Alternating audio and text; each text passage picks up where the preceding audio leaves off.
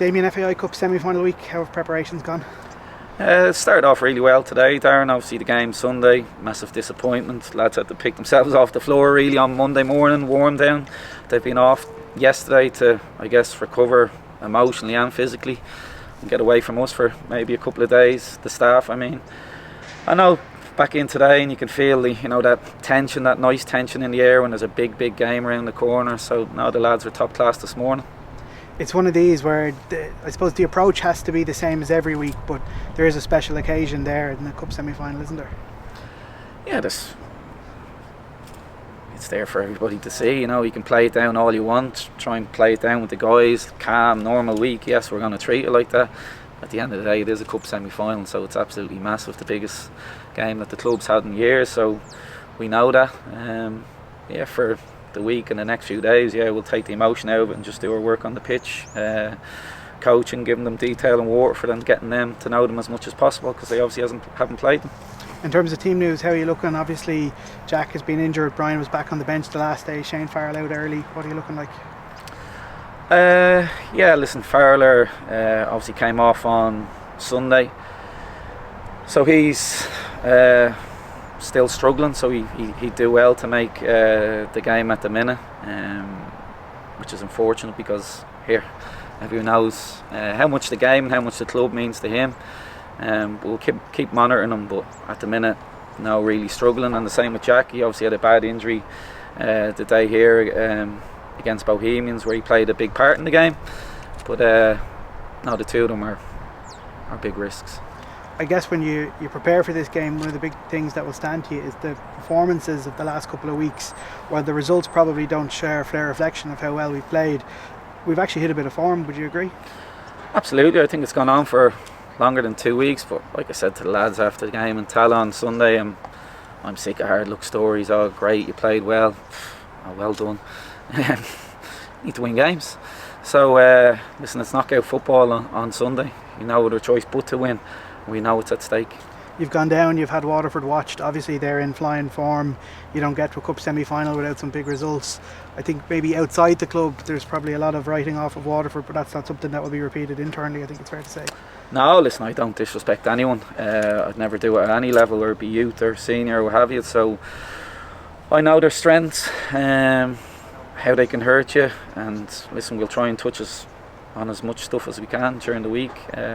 Footage out in the pitch, everything. So we've had them watched on the League of Ireland TV, in the flesh, myself, the staff, we've all watched them, as I'm sure they've done to us, so I'm sure they know us inside out. I'd like to think we do the same to them.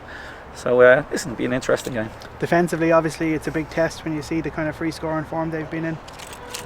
Yeah, they're top players. You could argue they belong in the Premier Division. They get into most teams, near on every team. So they have that X factor, real speed, creativity, and listen, they're exciting to watch, and that's why they put the bums on the seats down there. That's why it'll be full. It's a semi-final, but I think myself going there last week, you can see that the crowd go to watch Junior and Phoenix Patterson, so we know about their qualities. Our lads will be told about it, and then the minute 4:45 comes on Sunday, it's up to our lads.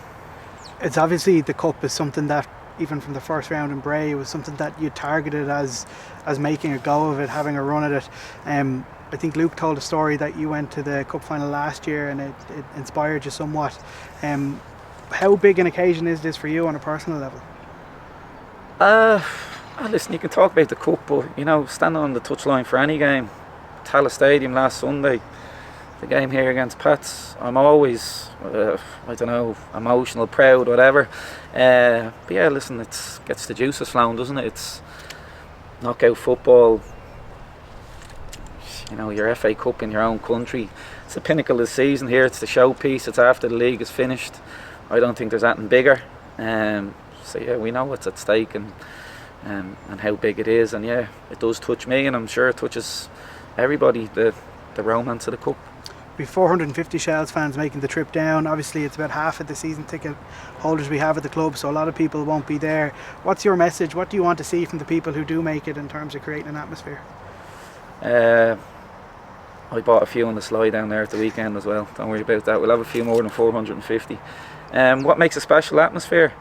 Listen, we'll need them, because what does it hold? 5,000. So 6,000. 6,000. There you go. Listen, I think there'll be more than 450 Shells fans. That's for a fact. But at the end of the day, yeah, okay. Shout as loud as you want. We mightn't be able to hear them. It's up to the guys. I've said it to them all year. Yes, the fans have been amazing here, but it's down to them on the pitch, and I trust them. They're in a really good place, and hopefully they can bring us to maybe a showpiece game at the 𝗣cie Stadium where we can have more than 450 tickets. Is it an advantage that, you know, the league kind of survival has been tied up already, so the full focus is on the cup? Is that something that will stand to us, do you think?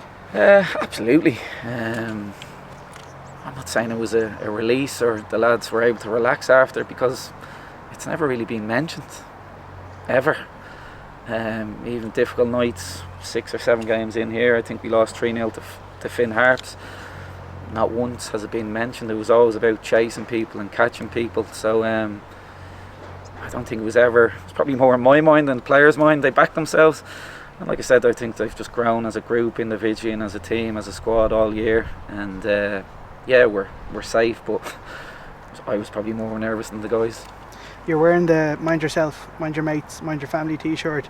It's obviously a very important message. You and the staff and the players have kind of embraced all what the club is about, what the values are, what the cultures are. How much have you enjoyed becoming a Shelbourne man this year? Well, listen, it's my club. It's the perfect fit. It's the only club that I want to manage here. So anywhere I go after here, it'll be, like I said, my first press conference to go off and be a barista, because I won't be managing anyone else. It means something to me. It was always my favourite ground as a kid, playing under Brian Kerr, which was special days. Come to 𝗪𝗪𝗀𝗪 Park, #1 place. So yeah, it's like I said, a special club. The riverbank stands, the murals they put up. Obviously, mind your mates, mind your family, mind yourself. It resonates with me. People think, people that play in the Premier League or on TV, they're bulletproof, they have no issues. We're not, we're all in this together. So I have to mind myself, try and mind my family, try and mind my mates. But you know that you obviously delivered the mural to my office that day, not my office, our office, the staff, and that touched me as well as many other things they've done. So nobody's bulletproof here, and we're all in this together. Damien, we're all in it together on Sunday. Appreciate it. Cheers, Darren.